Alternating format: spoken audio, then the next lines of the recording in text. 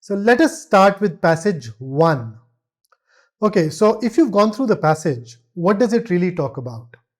Now, this passage talks about economic inequality.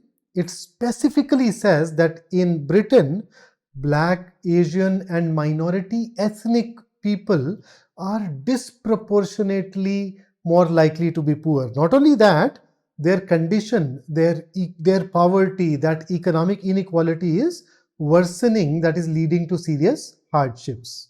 So thereafter, the passage goes on to mention the findings by the Runnymede Trust. Those findings provide us with some relevant data along with talking about various reasons behind benefit cuts in Britain. Thereafter, it mentions that the conservative government has thought of inequality as a problem of place, geography, and that uh, concept negates the importance of the other aspects, including race. Towards the end, the passage tells us that establishing the causes behind inequality is complicated. It can be quite challenging, but race remains an important lens through which the problem should be looked at. Question number 3. Which of the following views has not been discussed in the passage? Let's check. A. The class-race relationship is firmly ingrained in the British history. If you look at the second sentence of the first paragraph, you'll find it there. It says, the relationship between class and race is a strong one, embedded deep in our history. So firmly ingrained in the British history. So this is a view that has been discussed. Notice we've been asked not been discussed. So because it has been discussed, we can rule out option A. Let's dive into B. A government that is serious about addressing inequality should view inequality from the perspective of race. Absolutely yes. In fact, the very last sentence of the passage says, and I quote, but the lens of race remains a vital one that should be used by all who are serious about leveling up. So even this is discussed, and therefore B can be ruled out. C. People in Britain take for granted the fact that racial and ethnic minorities will mainly be poor.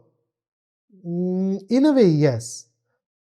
In fact, the very first sentence of the passage says that Black, Asian, minority ethnic people in Britain are disproportionately likely to be poor is not news.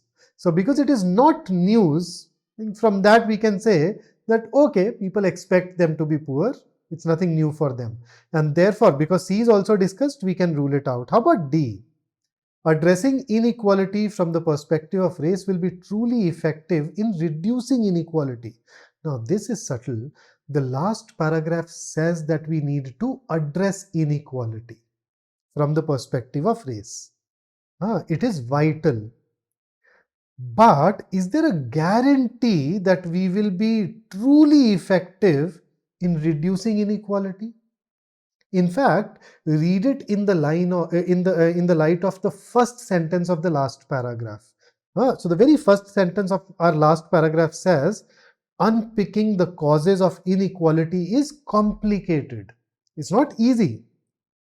So complicated is when you have a lot of different factors affecting it, and you may not even understand the relationship. So race is an important factor, but if we look at it from that perspective, is there a guarantee that we will be able to reduce it? So that guarantee is not something that we can derive from the passage, and therefore D becomes questionable, and that is why in question 3 we should opt for option D as our answer.